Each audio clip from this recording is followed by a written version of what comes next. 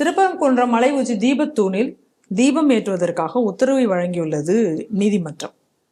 இவங்க உடனே அது ஒரு வரலாற்று சிறப்பு மிக்க தீர்ப்பு அப்படின்னு சொல்லி இந்துக்கள் அதை வரவேற்று கொண்டாடி கொண்டிருக்கிற நேரத்துல இப்ப ரகுபதி என்ன சொல்லியிருக்கார், இந்த தீர்ப்பை எதிர்த்து நாங்க உச்ச நீதிமன்றத்துல மேல்முறையீடு செய்ய போறோம் அப்படின்னு சொல்லிட்டு அதுல சில விஷயங்களை எல்லாத்தையும் அவர் சொல்றாரு. அவர் என்ன சொல்றாருன்னா, இந்த மாதிரியாக நம்ம அந்த திருப்பரங்குன்றம் மலை உச்சியில தீபம் ஏத்துனது நம்ம வழக்கமே கிடையாது.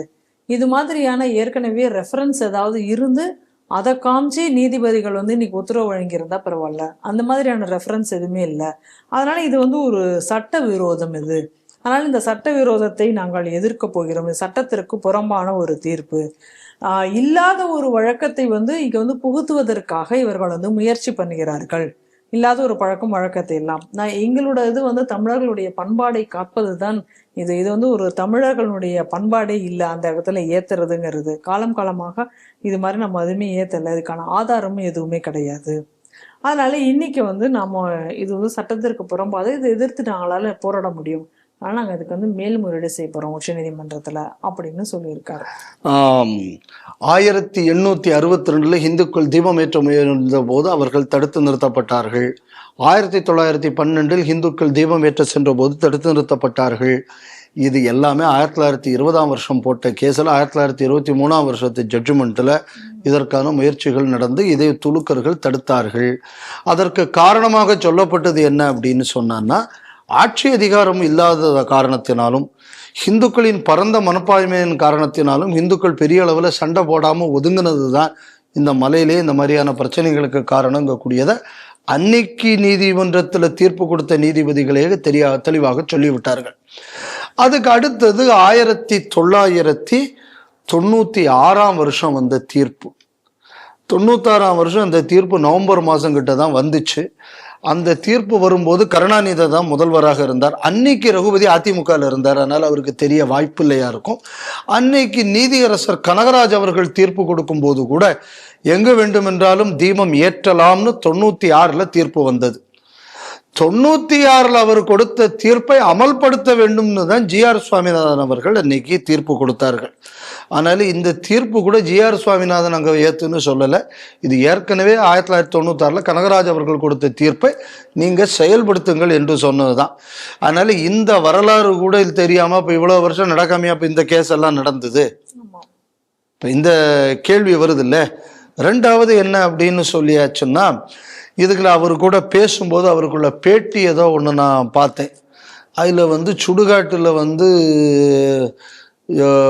தான் நம்ம பணத்தை இது பண்ண முடியும், அதனால் தோன்ற இடத்துலலாம் செய்ய முடியுமா, அது மாதிரி தான் தீபமும் அப்படின்னு கொச்சையாக தீபத்தை சுடுகாட்டோடு அவர் இணைச்சிருக்காரு. இது ஒரு அயோக்கியத்தனமான விஷயம். இந்துக்கள் மனதை புண்படுத்த வேண்டும் என்று அதாவது கார்த்திகை தீபத்தை போய் நீ புணத்து இருக்கிறதோட சொல்லணும்னா இப்போ இந்த ஆளுக்குள்ள மனநிலை எவ்வளவு கேடுகட்ட மனநிலைங்கக்கூடியதை நம்மளால புரிஞ்சுக்கணும். அடுத்தது நம்ம நான் அப்படி இந்த நியாயத்தை இதே இந்த ரகுபதிட்ட நான் திரும்பி கேட்கிறேன். ஊர்ல செத்தவனெல்லாம் புதைக்கிறதுக்கு ஒரு புதகுழியும் ஒரு சுடுகாடும் இருக்குல்ல, அப்புறம் கருணாநிதி ஏன்டா பீச்சில் தான் புதைக்கணும்னு அர்த்தராத்திரி கேஸ் போட்டேன். ஊர்ல எல்லாவனுக்கு ஒரு சுடுகாடு இருக்குல்ல, அப்புறம் கருணாநிதி அங்க கொண்டு புதைக்க வேண்டியதுடா. எதுக்கு பீச்சில் தான் கொண்டு புதைக்கணும்னு? அப்ப இந்த நியாயம் உங்க காதுக்கு அப்போ மூளைக்கு இந்த நியாயம் தோணலையா? அப்ப அப்படி ஆர்கியூ பண்ணி இருக்க வேண்டியதானே கேஸ்ல. இன்னைக்கு நீ சொன்ன நியாயத்தை அன்னைக்கு இதே புணக்கதையை தான் நானும் சொல்றேன். அன்னைக்கு சொல்லியிருக்க வேண்டியதானே கருணாநிதி புணத்துக்கு. அன்னைக்கு நீ சொல்லலையே. ராத்திரி 12 மணிக்கு நீ கோர்ட்டை தட்டினிய, அப்போ அந்த கோர்ட்டு கொடுத்தது சட்டவிரோதமான தீர்ப்பு தானே. ஊர்ல எல்லா இடத்துக்கும் பணம் புதைக்கிறதுக்கு ஒரு இடம் இருக்கு. இதை விட்டு மெரினாவில் தான் பணத்தை புதைக்க வேண்டும் என்பது எந்த விதத்தில் நியாயம்? அப்படி ஒரு தீர்ப்பு கொடுத்ததுனால் அன்று தீர்ப்பு கொடுத்த நீதிபதி சட்டவிரோதமாக தீர்ப்பு கொடுத்தாருன்னு சொல்லக்கூடிய தைரியம் இன்னைக்கு ரகுபதிக்கு இருக்கா? இதே நீ சொன்ன அதே வசனத்தை தான் நானும் திருப்பி சொல்றேன். சொல்ல முடியுமா? சரி, இப்ப விஷயத்துக்கு வருவோம். ஒரு இடத்துல தான் தீபம் ஏற்ற முடியும், வேற இடத்துல தீபம் ஏற்ற முடியும்னு எந்த இடத்துல சொல்லியிருக்கு? அதுவும் தமிழர் மரபு. இலக்கியம் படிக்கணும். முதல்ல மதுரைக்கு வரும்போது வரிசையாக தீபம் ஏற்றி வைக்கப்பட்டு இருந்தது சொல்லப்பட்டிருக்கு. மலை குன்றுகொழுதோறும் தீபம் எரிந்தது சொல்லப்பட்டிருக்கு. ஒரு இடத்துல தான் விளக்கேத்தினான்னு எந்த இடத்துல சொல்லியிருக்கு? நான் ஆன்மீக மரபுக்குள்ள விரும்பல. முதல்ல இதை முடிச்சிருவோம். தமிழ இது சங்க இலக்கியத்துல இருக்கு. அடுத்தது ஆன்மீக மரபு. கோர்ட்ல கேஸ், இந்த இடத்தில் தீபம் ஏத்தக்கூடாது, இது ஆன்மீக விதிமீறல். சொன்னது யாரு? துலுக்கனும் அரசாங்கமும். ஆகம விதிமீறல். ஆகம விதிமீறல்னு எந்த இடத்துல நீ எனக்கு ப்ரூவ் பண்ணுன்னு ஜட்ஜு கேட்டார். உங்களால அதுக்கு பதில் சொல்ல முடியல. இது ஆல்ரெடி கேஸ் அங்க முடிஞ்சு போச்சு. சரி, ஜிஆர் சாமிநாதனை சங்கின்னு சொல்லி புட்டிய, அவருக்கு எதிராக இம்பீச்மெண்ட் மோஷனை கொண்டு வந்தீங்க.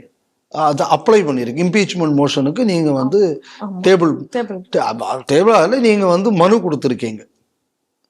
சரி, இப்போ இவங்க 2 ஜட்ஜு, ஜஸ்டிஸ் ராமகிருஷ்ணன், அவரு ஜஸ்டிஸ் ஜெயச்சந்திரன், இவங்க 2 பேரும் தீர்ப்பு கொடுத்துட்டாங்க. இப்ப இவங்களுக்கு எதிராக இம்பீச்மெண்ட் மோஷன் கொண்டு போறீங்களா?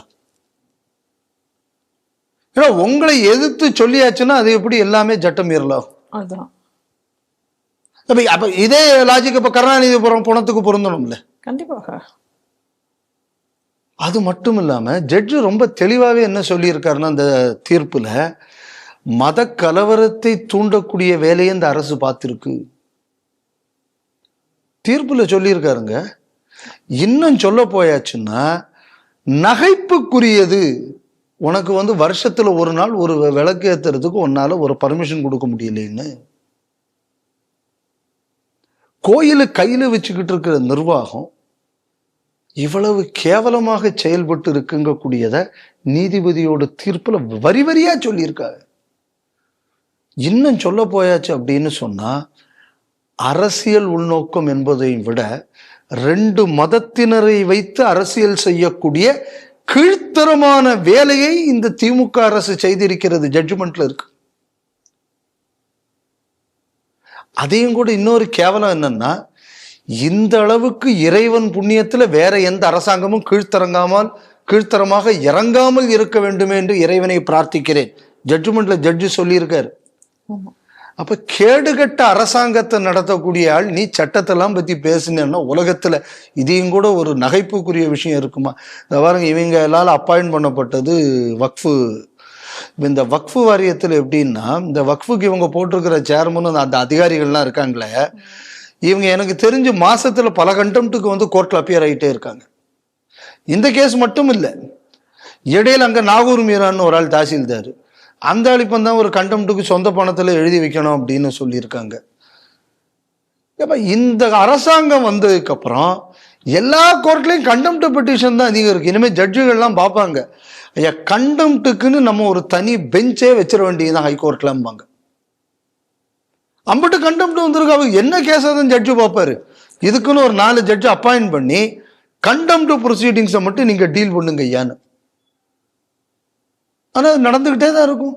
ஏன்னா மானம் இருக்கிறவன் தானே இதை பத்தி எல்லாம் கவலைப்பட போகக்கூடியது.